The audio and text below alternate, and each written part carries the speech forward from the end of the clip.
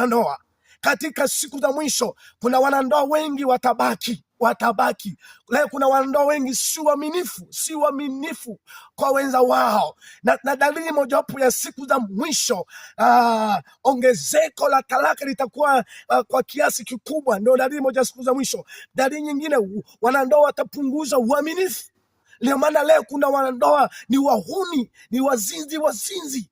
Inawezekana ni wewe unayetazama, si mwaminifu kwa mke wako, si mwaminifu kwa mume wako. Yesu anasema ole wako siku inakuja, mimi nasema mtakuwa kitanda kimoja, mtakuwa wawili kitanda kimoja, wewe mwenzao kakatolewa, wewe ukabaki, ole wako utakayebaki. Nimekuja kusema kwamba Yesu anakuja. Acha dhambi, Yesu anarudi.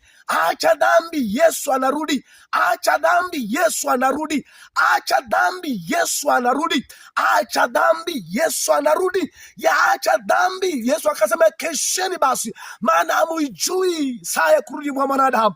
Kuna saa, Biblia inasema saa